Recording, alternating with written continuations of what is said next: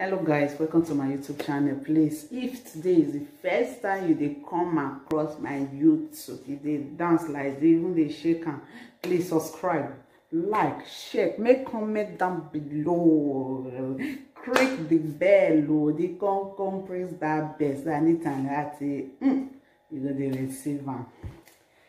Today's topic is about we mothers how to take care of your children. You know, some mothers they get money, but for them to buy something for their children, it dey hard. But if you reach their own, you know go hard them. You will see pikin cloth when you wear last 2 days, you will see dey body today. But even if say you know they work, you dey camp they give you money, abi? Okay, let's say you dey living house. Most of us when dey Europe, you say yes, you dey living house, you dey work, or you know dey work, but government still dey give you money, abi? That money na for waiting, and for take care of your children and yourself. Buy baby food, give your pikin. Oma gangbe not too dear. You buy bread, give your pikin. Today, tomorrow. Even for you to get time to enter kitchen, prepare food for your pikin, you will be the thing you will dey hurt you. But if not for yourself, you will fit. Government dey give us that money. We will take care of our children. May we take maintain them, make them dey okay. Even them themselves, if they see the children for outside, they'll say, this woman really dey try. They not say, may we gather the money. Government not say, gather that money, carry and go give people for us. Gather the money, use and take do something. No, they say, take care of your family. You and your family mean you and your children and your husband. If you don't get your husband not deal with you, fine. You feel use them, you and yourself and your children. That's what government say talking. Government not say, go gather around, not take care of your children. Use and take do this one. No. I beg my sisters, my family out there, may we dey calm down ourselves. They do something very good. Because these children, now them be our hero. Now them be our hearts. Now them be everything where we need. If you go short, spend all the money they give you to buy things for that children, not let them pay you. Because now the duty for you to take care of the pikin, now you did do. Okay, just imagine now. See Nigeria, our country. You see pregnant woman, you go down street, they hawk pure water. Some will they hawk gala. As they still get that belly, they will hold one small pikin for hand.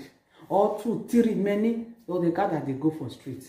If they see this opportunity, they're not go happy. Why? They say we want to see this opportunity, we want to use them as we want.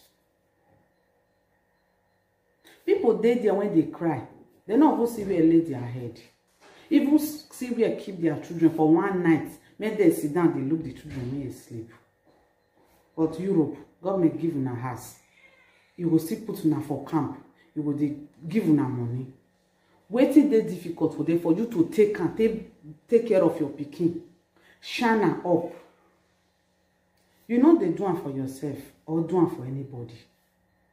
You they do it for that pikin. If that pikin grow up tomorrow, he will say, hey, see my mommy, see what they do for me, see how they take care of me. Please, my people out there, now beg, I beg. No, they take care of our children well. Even if say the cloth, some cloth there for shop, now 5 euro, 10 euro. Oma gangbe not too dear, just buy am, wear your pikin, wear and shoe. Nobody will know how much you take buy am. But you yourself, who are gadgy, you will gauge finish. your body from head to toe will fine. Who see you for road say, hey, but if I not talk to that baby, I no go look, I no go comot. What about pikin when they follow you, they waka? How it be? You not born am for anybody, you born am for yourself. You will come fit carry am for 9 months, push and come out, waiting day there when be say you no go fit take care of the pikin. Waiting day there. Europe make many things easy for us. Make many things easy for us. Some people, they will be say they don't get children. If they work out, they say those kind of children go there, they are.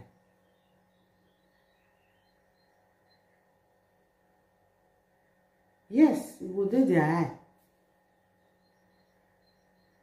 Please, I just come here today.